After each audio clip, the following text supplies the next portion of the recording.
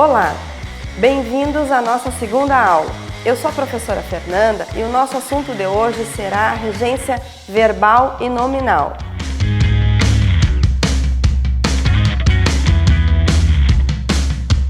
Regência verbal.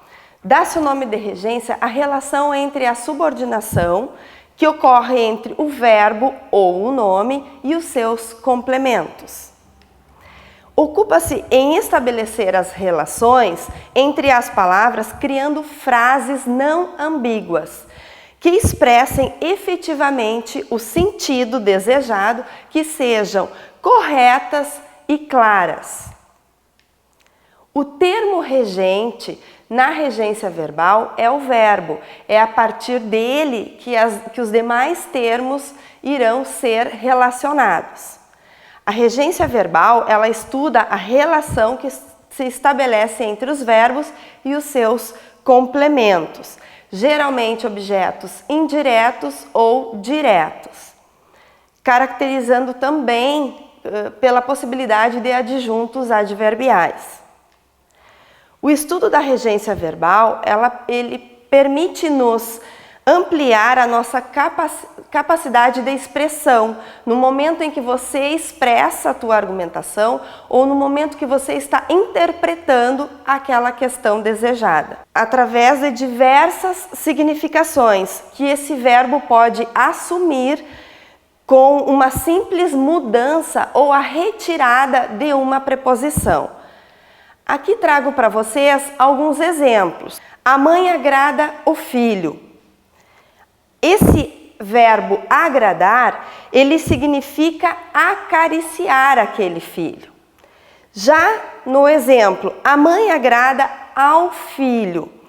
Este verbo, ele tem a significação de causar um agrado, um prazer, essa satisfação que esse filho terá em relação à sua carícia.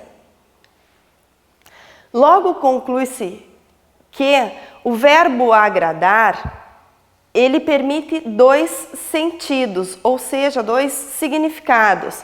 Agradar alguém, quando não existe a presença de uma preposição anterior ao pronome alguém, sendo diferente do agradar a alguém. O conhecimento do uso adequado dessas preposições, então, você conhecer e saber quais as preposições adequadas a determinado verbo, te possibilita esse entendimento da regência verbal no momento da tua interpretação frente à questão de linguagens. Alguns exemplos aqui.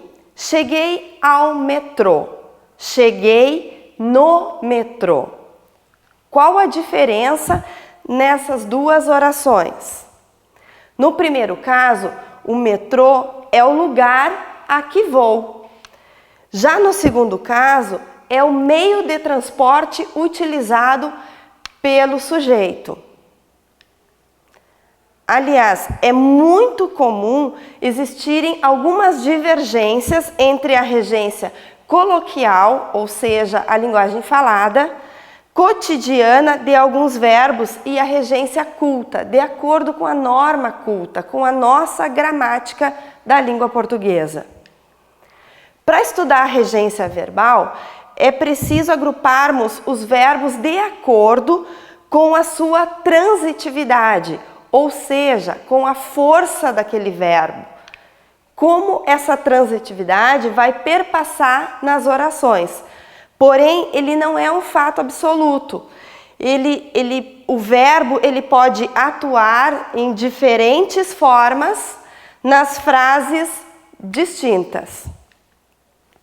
Essa transitividade também é importante que você conheça e relembre esse conceito. É quando o verbo ele pede um complemento, ele se diz transitivo, ele exige um certo complemento para ser entendido.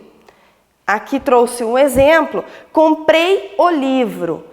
Logo, você pode perguntar para si mesmo, comprei o quê? O livro. Isso te remete a um verbo transitivo direto.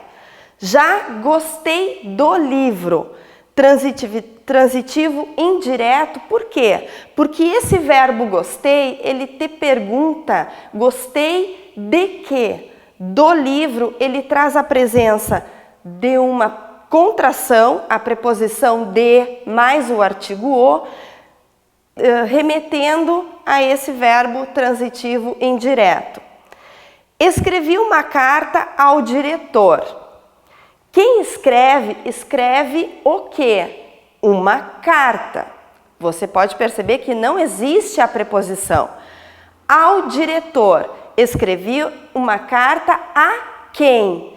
Este a é a presença, aqui te remete à presença de uma preposição.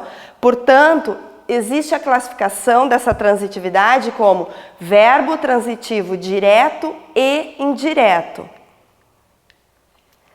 A regência nominal, o termo regido entre as orações será o nome, ou seja, o substantivo.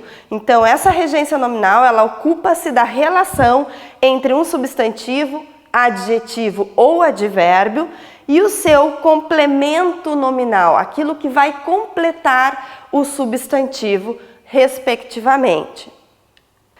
Trouxe para você alguns exemplos que com certeza você trabalha em sala de aula, ou para você que está já há algum tempo, já tenha concluído o seu ensino médio, de expressões que auxiliarão na regência nominal.